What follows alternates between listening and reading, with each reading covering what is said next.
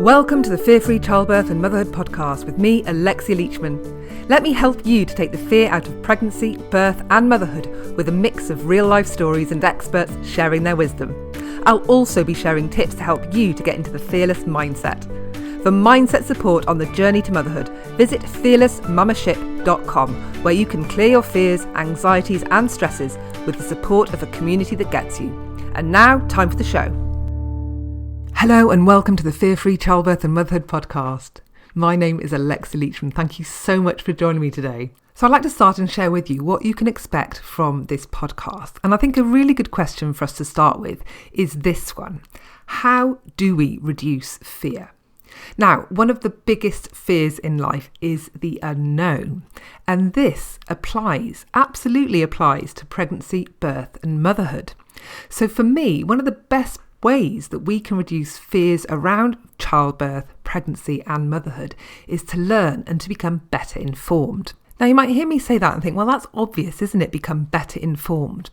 But actually, I think the problem we face today, especially as women, is that when we learn about pregnancy and birth, the last time that we were really truly educated about it was maybe at school, where we were not really old enough to really comprehend what we were watching. But also, depending on where you were taught and how you were taught, it's very likely, if like me anyway, that when you're at school, you would have seen some horrific video of a woman giving birth on her back, screaming with loads of bodily fluids going everywhere. And it's the kind of thing that just set you up for dreading the experience that is childbirth. Now, maybe you escaped that awful school experience, but I bet you haven't escaped media, TV shows, films, and reality TV shows, because the way that birth is portrayed in all of those places is simply not reflective of how birth really is. A lot of the time when we see birth portrayed in films or in documentaries, there's a lot of drama. It's trying to entertain us. And so sometimes we're seeing versions of birth that simply aren't very reflective of how it really is.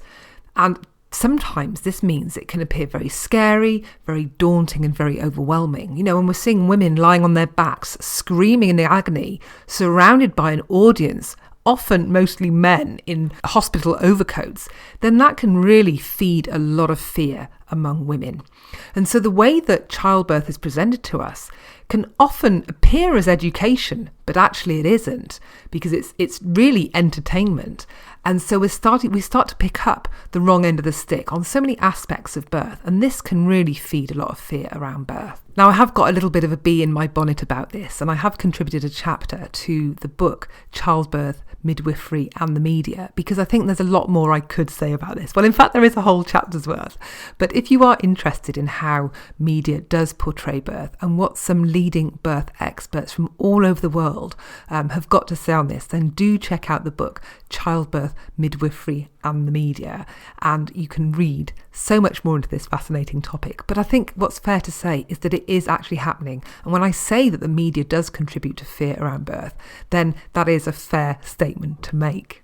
Now, there's a lot of evidence that says that the media does contribute to high levels of fear around birth.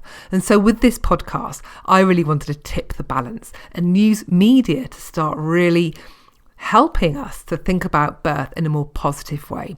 And for me, a lot of that means getting some true stories under our belt, some experiences from real women sharing their birth stories, but also speaking to experts so we can have a little bit of context around some of the things we might be seeing and some of the decisions that might need to be made as part of that pregnancy and birthing journey. And so that means this podcast is going to include lots of interviews with experts on birth, pregnancy and motherhood. Now, the thing about becoming better informed is if we still have a lot of fear once we're better informed, then it does suggest that we've got some emotional and mindset work to do. And so this is a little bit more involved and very much depends on you as an individual. But at the very least, it will mean that you do need to better understand the psychology aspects or mindset aspects of whatever journey you're on. And because this podcast is all about the journey to motherhood, then that is what I'm going to be referring to. And so some of my episodes during this podcast will also focus on the mindset and psychology aspects of this journey. Now, the thing is, some people might struggle with learning about aspects of pregnancy, birth or motherhood. And if that's you, then it does suggest there is a strong emotional component that's present. In other words, you probably have a high level of fear. Now, so if that's you, if you've got a high level of fear when it comes to pregnancy or birth or indeed motherhood, then it does suggest that maybe a good place for you to start might be doing some emotional or mindset work. Because the problem with learning around something that we have a high level of fear of is it could very well trigger. And I do know that from my own experience, when I had a high level of fear of pregnancy and birth, that I couldn't read any pregnancy books because it would just induce a panic attack. And I'm going to tell you a little bit more about that in a bit. But so if that's you, then maybe some of these episodes might not be right for you. You might not be able to listen to them without feeling quite fearful.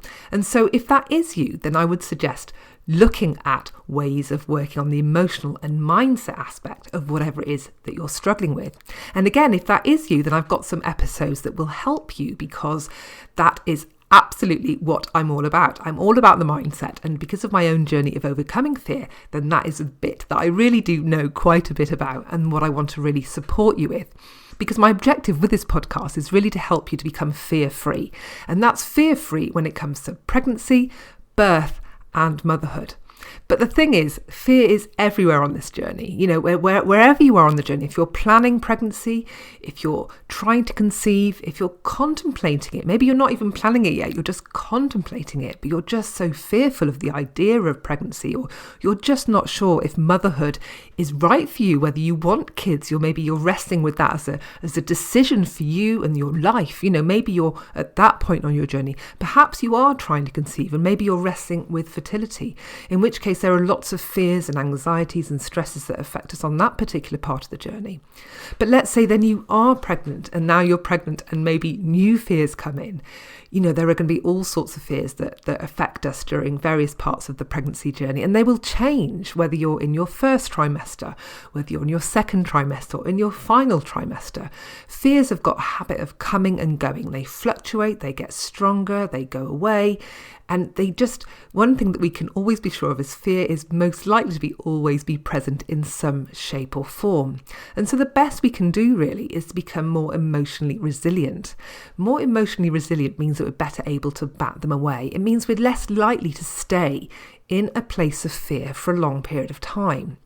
When we do have fear, when we have got a lot of fear, sometimes we can stay in that place for days, weeks, if not months, and it can affect us quite significantly in our lives. We go about in our lives and we get triggered. We see things, we see people that remind us of our fear. We see Facebook posts or social media posts that really trigger us in some way. And this is because our fear is with us all the time. And so if we don't want to be triggered in that way, then we really need to do that emotional work, because every time we get triggered, that suggests that there is something there to be healed.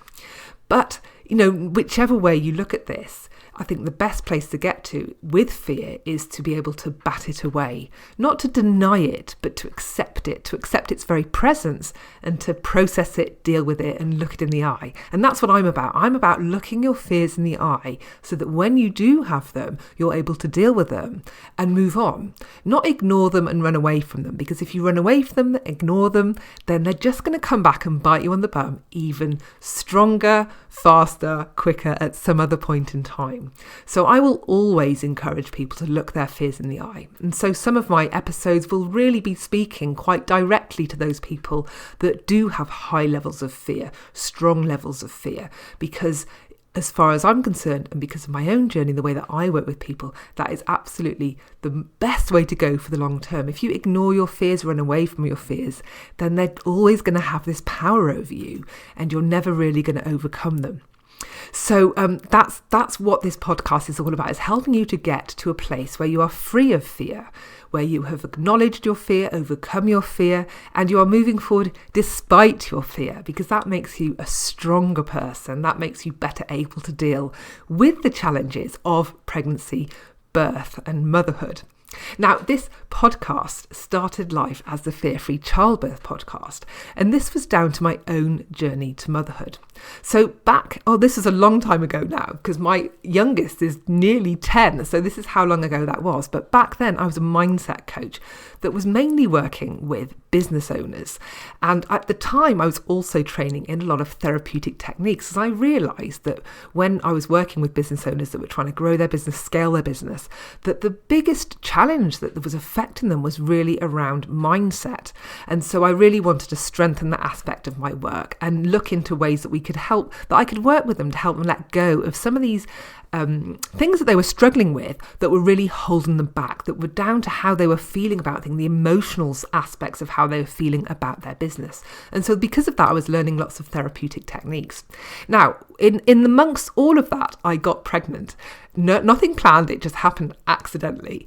That was an absolute kick in the stomach for me because it wasn't planned, but also what I didn't expect was when I first saw the line on that pregnancy test was how I would feel.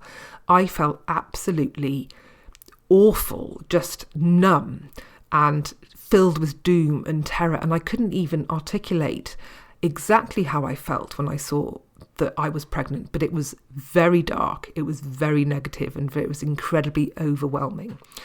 And for those first few days and weeks, I was really, really struggling emotionally with this. I was really struggling with this because my expectation was that when a woman gets pregnant, that she's delighted, that she's over the moon, not that she's in a place of terror and doom and just numbness, which was where I was feeling. And at the time I was really, I didn't know when my last period was because I'd not long come back from travelling around Asia. And so, when you're travelling around Asia, you don't really think about when your period was. So my midwife was like, well, when did you have your last period? We need to give you a due date. We need to figure this stuff out. And I couldn't tell her. I just couldn't tell her. So I kept going in and out of the neonatal unit in the hospital so they could try and date me and give me a due date. And it was during all of those appointments that we found out that we lost the baby. So at 7-8 weeks, I think, I had a miscarriage. And that was an interesting experience because for me, the biggest thing that I remember noticing was relief. It was just a huge sense of relief for me when I found out I'd lost the baby. But that was also combined with an enormous sense of loss. Because I just started getting used to the idea of being pregnant. I just started to get to grips with what was happening to me, and suddenly it was gone. And so that was a very difficult time because I couldn't make sense of how I was feeling. On the one hand, I was overwhelmed with this relief, but also this conflict of being also going through loss. And I just thought I was crazy. I thought that I was losing it. I thought I was an absolute mess and I had a ton of head trash. I was a head trash coach. So suddenly I found myself with loads of my own head trash and I was really, really struggling. So after losing the baby, I knew that I had to kind of look inward and figure out why. What was it that made me feel relief at losing a baby? What was going on with me? Why was I feeling these things? And so for the year that followed, I really took a very, very close look at my headspace. I was looking at my depression, my anxiety, my stress, all of those really horrid feelings that we feel that maybe some people try and not look at too closely. I was determined to look them in the eye and try and understand them better. And as part of that, I was also working on them, reducing them, getting rid of them, because some of these therapeutic techniques I'd been learning were now coming in very, very useful. And I was using them to help to improve my own mindset, to get rid of my own depression, my own anxiety and my own stress. And that was, I would say that I was pretty focused on that task, probably for a good 9 to 12 months, because I knew that something was wrong with me, and maybe there was something wrong with me, maybe there wasn't, but I didn't like feeling that way. I didn't like feeling this sense of terror and doom. Now, fast forward about a year and I got pregnant again. Now, this is a very, very different experience when I found out I was pregnant. This time I didn't feel that overwhelming sense of dread. I didn't feel that overwhelming sense of doom. I felt a little glimmer of joy, almost excitement, but that was still massively overshadowed by huge amounts of fear. But I wasn't in this dark place this time. I felt, yes, I've got fear around this, but at least half of me was kind of fighting fit. I felt like, okay, I've got fear. It's very, very strong fear, but at least I don't feel like I've just been sucked into a big pit of doom, which is where I was before. And at that point, I think, I thought the only way I'm going to get through this pregnancy is it's got to be a C-section. It's got to involve a huge amount of drugs, and ideally I'd like to be knocked out cold. I don't want to be mentally present for the birth. But that, I as far as I'm aware, I don't think you can be completely knocked out cold for a birth, or at least that was where my internet research led me at that point. So I was faced with being pregnant and having a massive level of fear, a really high level of fear, where I couldn't really look at pregnant women without feeling pretty sick, pretty nauseous, pretty terrified, actually. The idea of a baby growing inside me was really difficult for me to handle. The idea of it moving, growing, it was all very, very hard. And when I would think about a baby growing inside me, all I could think about really was this idea of the only thing that used to come to my mind was the Aliens film or X-Files, where you could see things moving beneath the skin and it runs around, and it's awful. That's all I could think about when I thought about pregnancy. This idea of a parasite living off its host and sapping me of energy, of food, and changing my body. It was all just very unpleasant thoughts, to be perfectly honest. And I thought I was, again, so my thoughts of being completely crazy, completely weird and alone were very well justified, because nobody really talked about feeling like that. And I didn't really feel I could talk to anybody about that. Now, my sister-in-law at the time she was also pregnant, about 6 months ahead of me. And I remember sitting in her lounge one day, and her bump was showing, and she was sitting there stroking her bump like pregnant women do. And I remember thinking, oh my goodness, that's going to be me soon. This is awful. And I couldn't look at her. I could not look at her. And I thought, this is bad. What am I going to do when I get to that point? And so at that point, I was very fortunate that I was continuing learning about therapeutic techniques, and I was on a workshop.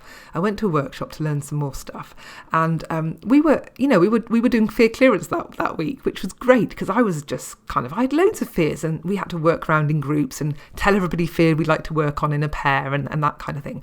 So I was very fortunate that I was in a group of people training to be therapists, or some were already therapists.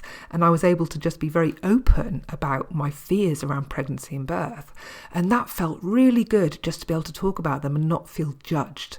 Because I think that was one of the things I felt, that I couldn't really be open about how I felt, because people just don't feel that way. People don't feel that way about pregnancy and birth. So how could I reconcile how I was feeling, but also how could I be open about how I was feeling with other people? I really was struggling with that. Whereas here was an environment where I could do that.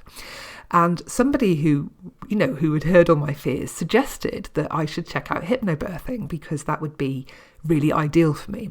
And so I did check out hypnobirthing. I read some hypnobirthing books, and I did all the hypnobirthing things. And one thing I learned while I was doing my hypnobirthing reading was the link between fear and pain during birth. And this is what I learned that really changed the course of things for me. I learned that in the context of childbirth, fear creates pain. And so there's a lot of stuff you can read around this, but essentially it's all part of the fear, tension, pain cycle. And when you have fear, your body goes into tension, creates tension, and it's that tension that therefore causes muscles to contract, which then brings on feelings of pain as part of the birthing process.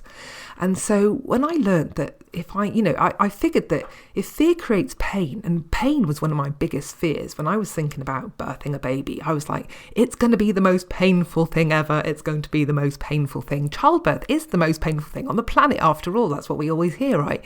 Childbirth is the gold standard when it comes to pain. So understandably, it was one of my biggest fears. I thought, this is going to be the most painful experience, and I'm not going to be able to live through this. This is why I need to be knocked out cold. This is why I need all the drugs in the air on the planet. This is why it needs to be a C-section. I was avoiding this huge fear of mine, which was a fear of pain. So when I learned that you could, fear creates pain, then hey, maybe if I got rid of the fear, then the pain won't be there. And so this was the idea that really kind of started my own journey. And I thought, well, if I learn to get rid of the fear, then maybe it won't be so painful. And so that's what I did.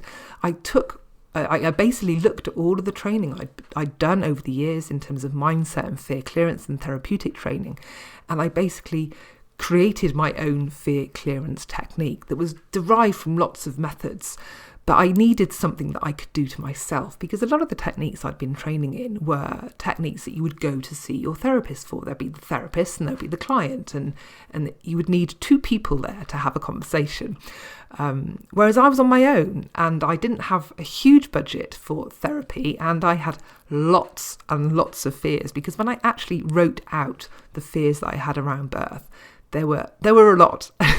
I would say probably around 30, maybe even 40. And I thought, well, hang on a minute, if that could be, I could be in therapy for years going through this. One, I don't have the time, but two, I don't have the budget for this.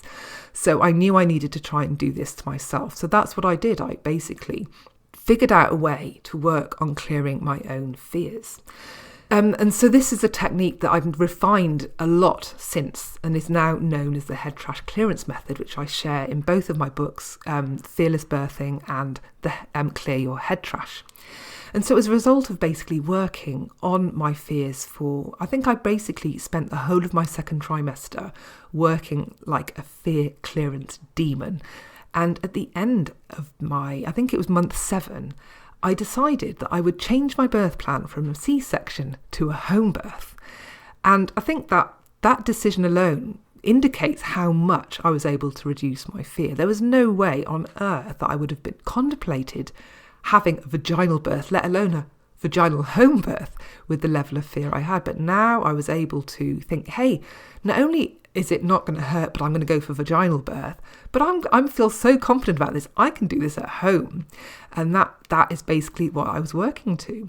And so, so fast forward the day of the birth, we had a pool in the kitchen, and I had an incredible birth at home birth that was just wonderful. Now, don't get me wrong, I still had a boatload of fears that were coming up for me during my birth, and I was using my fear clearance technique right throughout the birth, even as my baby was crowning in between contractions. So I was clearing my fears the whole of the time. And I was, clearing fears using my technique requires you to put your hands in a certain position on your face. And I remember telling my midwife, if you see me doing this, do not interrupt me. I'm busy doing important work. And I was clearing my fears throughout my labour. But I was able to have an 8-hour labour with my daughter born at home. And it was a wonderful experience. But yes, it was hard work. It was hard work, and I had to dig very deep indeed, but it wasn't painful. It was tough and intense and powerful, but I wouldn't label it as a painful experience, which really kind of blew my mind, really. Now, apparently what I was suffering with during my pregnancy in terms of fear was tokophobia. Now, tokophobia is the extreme fear of birth and pregnancy. And that's what I had. Now, I didn't realise I had that at the time. I didn't realise that what I had a label, that it had a word. I just thought that I was crazy, that I was weird, that I was messed up in the head. That's all I thought. But what I also didn't realise that you can't overcome tokophobia, that it can't be done.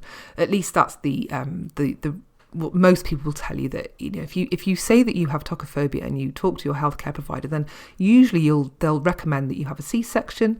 And they might put you in touch with maybe a perinatal team, but it's basically around coping with it, handling it, managing it, rather than actually getting rid of it. And I was able to overcome my own tokophobia in the space of 1 trimester. So when I did that, I didn't know that I'd achieved anything of worth. I didn't know that was a big deal. I was oblivious to all of that.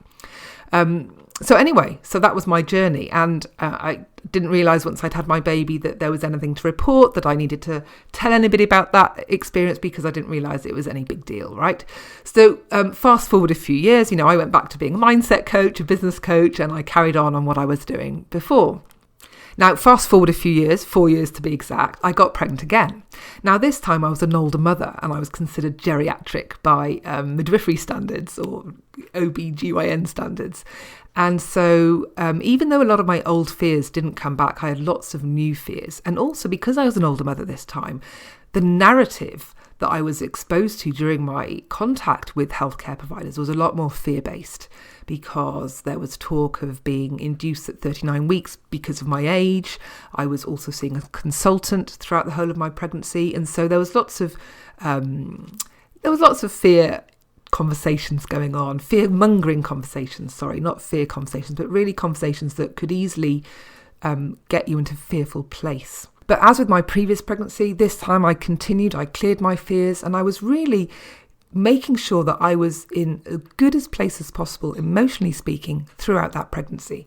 One thing that I was aware of is that when you're pregnant, if you're really, really stressed, it really affects your baby. And I knew this because of my own mother's journey. I knew my mum, when she was pregnant with me, she was incredibly stressed. It was the 70s, and her employers didn't know that she was pregnant, and she was trying to keep it quiet so that she could have me at the weekend and go back to work and not lose her job. Now, that would have been hugely stressful. I have no idea how she managed to do it. I was a little bit early, so that maybe suggests why I was early. But as a result of that level of stress, we know this from evidence and research, when a mother's really stressed, the child is more likely to have asthma, eczema and allergies, and I've got all of those things. So I was really clear that I really wanted both of my pregnancies to be free of stress as much as possible. Now, I realise that that's a very idealistic view and we can't be entirely free of stress, but it really is about being in a place where you can bat away stress more easily and not be in a permanent state of stress. So when it came to pregnancy number 2, I was very clear that I wanted to try and continue what I was doing in my first pregnancy, and that was to work on my emotions, work on my fears, work on my stresses and anxieties, so that I could be in a really good place for as much of that pregnancy as possible. And so, a lot of new fears came up for me this time in my second pregnancy, and I would work on those again. Now, this time round, my second daughter was late, quite late. So on the one hand, I was facing calls for being induced at 39 weeks because I was old. And on the other hand, I was determined that I wanted to have a spontaneous birth, a natural birth, and not be induced and allow things to unfold as naturally and with least intervention as possible. So I was in an interesting situation where I was really facing a ramping up of the fear-mongering language from my healthcare providers. Well, if we don't induce you now, your baby could die. It'll be traumatic for everybody. You'll have a stillborn. All of that kind of language, with me wanting to stay really calm and as stress-free as possible. And I was really tested in terms of my mindset techniques at that point, let me tell you. But I was able to resist all calls for induction, and I had my baby naturally at home at 42 plus 12. She was born on call, which means that she was still in her amniotic sac when she arrived and was earthbound, and we had to pierce her sac in the lounge, and the water went everywhere. So that birth was, my first birth was, I would say, incredibly positive. This birth was even more, I would call it euphoric, because when she finally came out, I was buzzing in a way that I wasn't for my first birth. It was just the most incredible, positive, incredible experience that I will ever have, I'm sure. And to think that I started my pregnancy journey in a place of complete terror and doom and darkness is just a testament to the journey that I was able to take in terms of what that showed me was possible during that journey.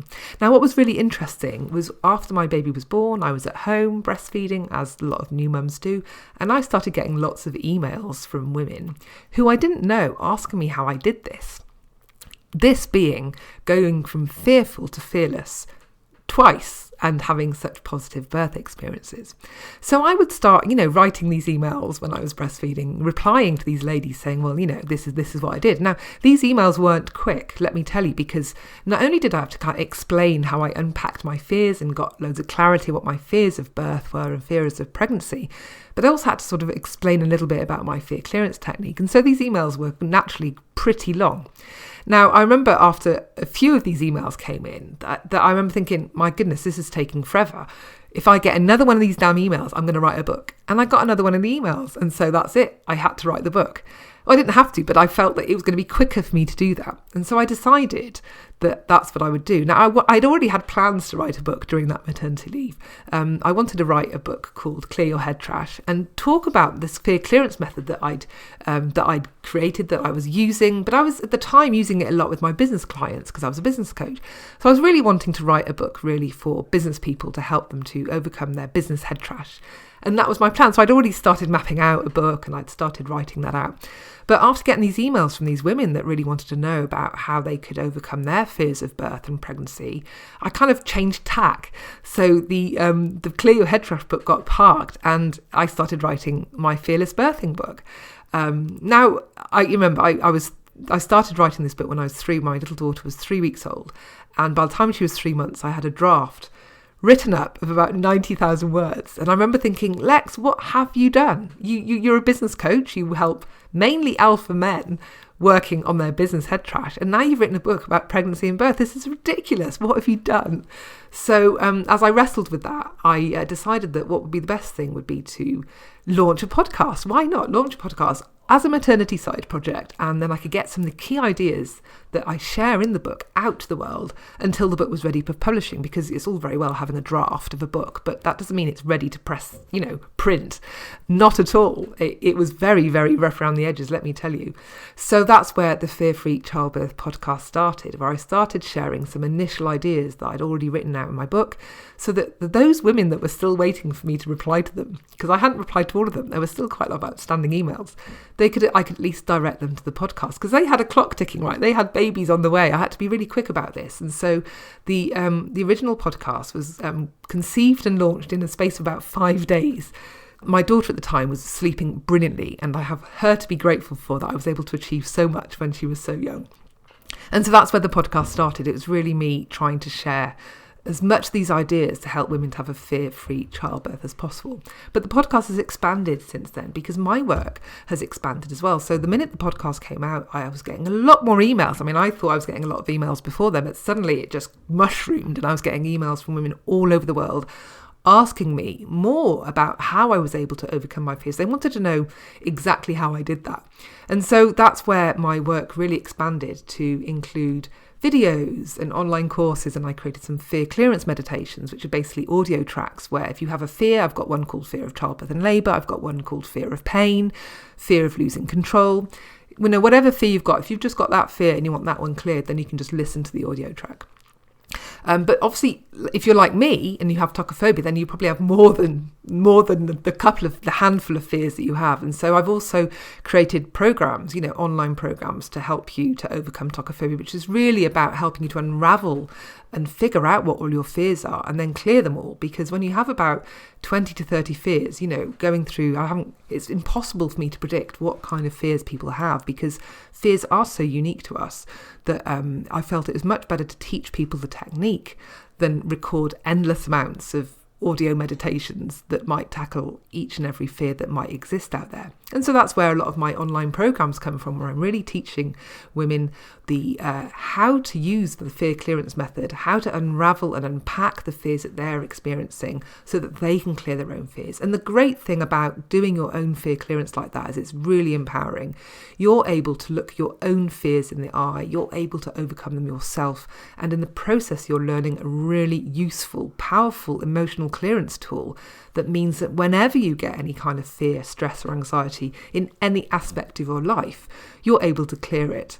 And that puts you in the driving seat of your emotional health, of your mental health. And that's what I'm really proud of in the work that I've done, is that the women that I've worked with, when they stop working with me, they're set for life in terms of their emotional stuff. Yes, they might get more emotional stuff coming their way, more fears will come in, more stresses, because life's like that. You can't ever say, oh yeah, I've cleared all my fears, I've dealt with all my stuff, because new life experiences come up, new things happen to you, and you face new depths of your fear, new experiences that bring new things into your world and that you have to wrestle with. And that is even more relevant to the motherhood journey. When I think about my own journey to motherhood, first of all, I had to wrestle with the fear I had of pregnancy and birth and had to overcome that. Then when I was pregnant, there were new fears I had to deal with.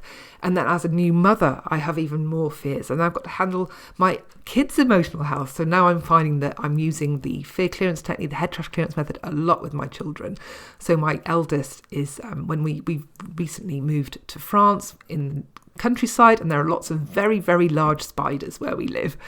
And when we first arrived, she was absolutely terrified at the sight of these massive spiders. When I'm talking massive, I'm talking like huge, like the palm of your hand. And she wouldn't go anywhere in her bedroom. She would not want to sleep because there was a spider somewhere in there that she'd seen brushing before she'd brushed her teeth. And so I thought, well, I'm going to use the fear clearance method and we'll clear her fear of spiders. So one night at about, way past bedtime, we came downstairs and I helped her to clear her fear of spiders. And since then, she is the main spider clearer in the house. Whenever there's a spider, she is there. She fetches a glass, she fetches some kind of piece of paper or card, and she is the person that clears out all the spiders in the house. And she'll even I've not worked on my fear of spiders to the extent that she has. And when she's got them in the glass, she'll come and hold it up to my face, and I'm the one going, "Oh, okay, take it away, go outside," because I've still got little traces of fear, where she is completely fearless around spiders. And so this is what I really love, is helping my kids to be fearless too. So if you're interested in finding out more about the head trash clearance method, read it. You can find it in the book, Clear Your Head Trash and Fearless Birthing. But also I've got online programs and online courses to help you really master it. And of course I work individually with people. I still work a lot with business people.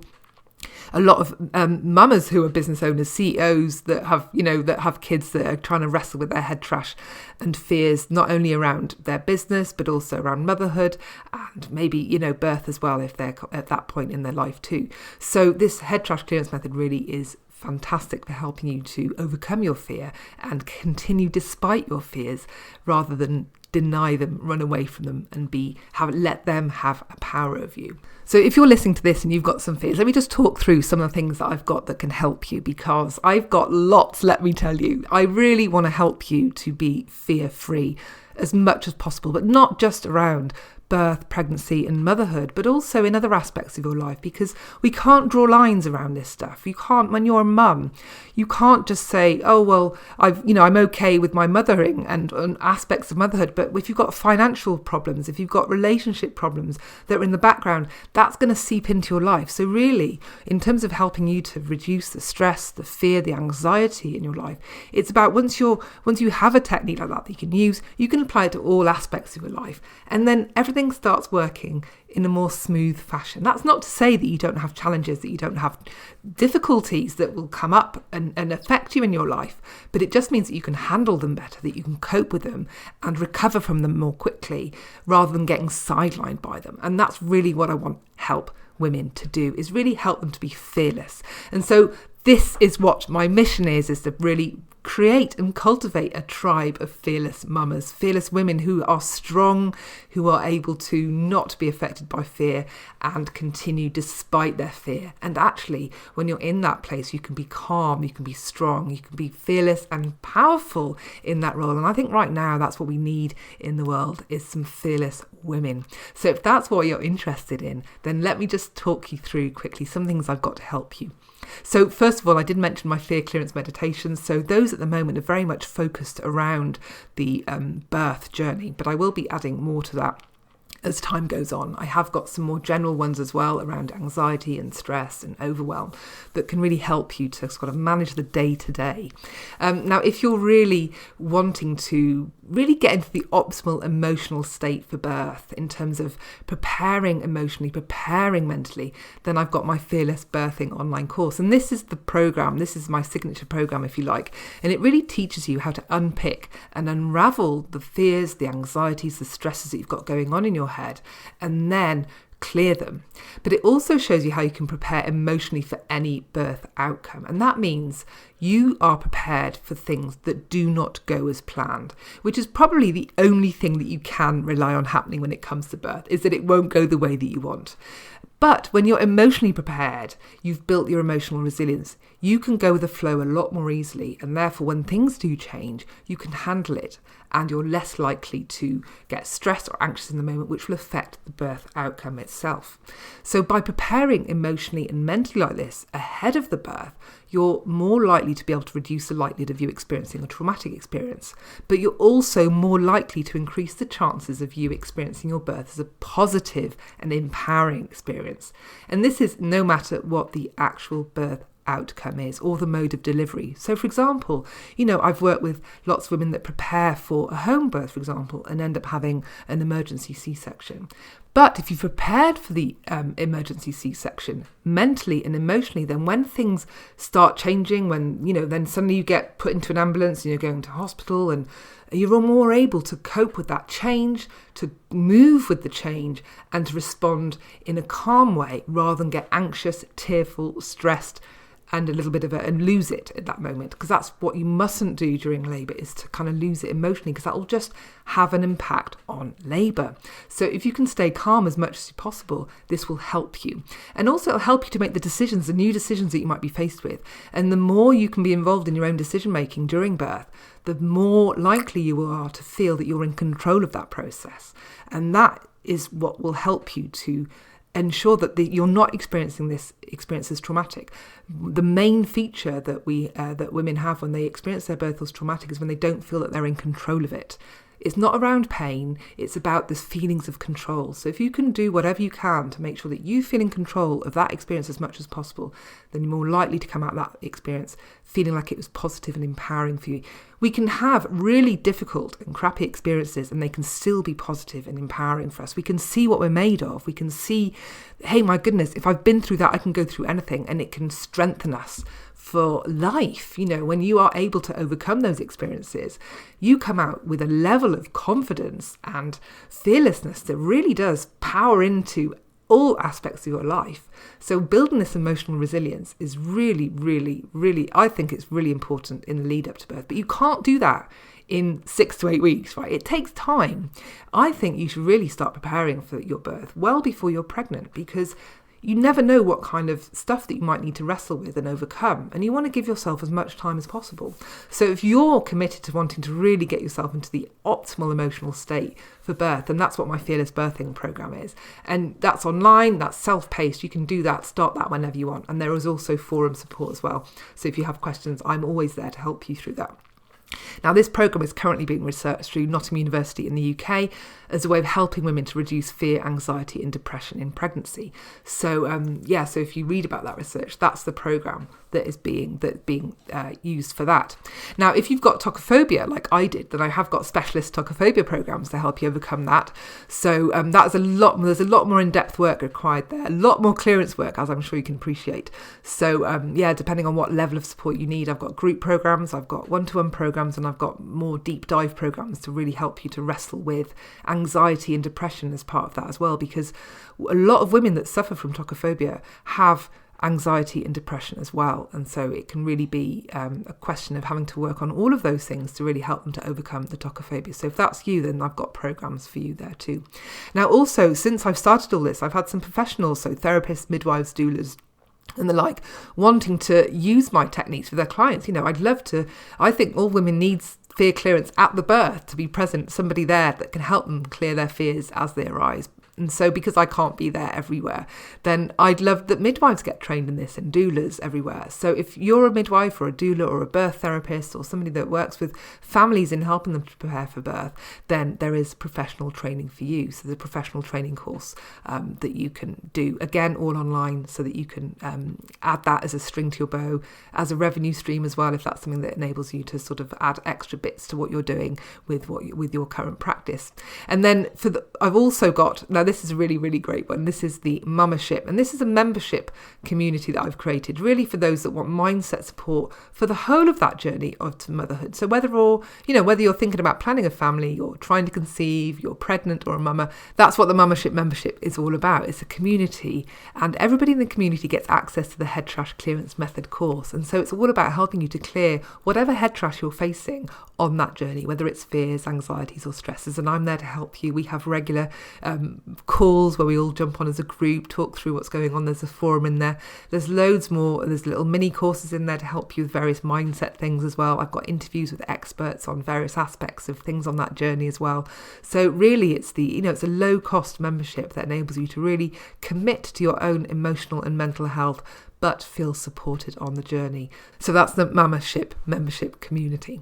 So those are just some of the things that I've got that can support you with your mindset on the journey to motherhood, that I hope that if you are feeling that you need that extra level of support, then there are those things available to you. And of course, I do one-to-one work as well. So if you're feeling that you are struggling with any aspect of fear on this journey to motherhood, then please don't feel that you're alone. There is support out there. And of course, the more professionals I train out there, the more able you'll be able to access support for tocophobia and fear clearance during pregnancy and birth, so that you can clear your fears and become as fear-free as you can when it comes to childbirth, pregnancy and motherhood.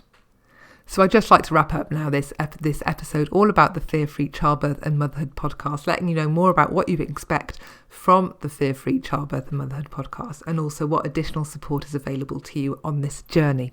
I hope this has been a useful episode for you, and I look forward to sharing more with you wherever you are on this journey to motherhood.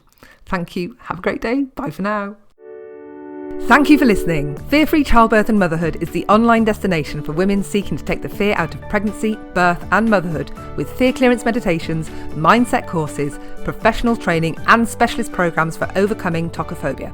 Find out more at fearfreechildbirth.com.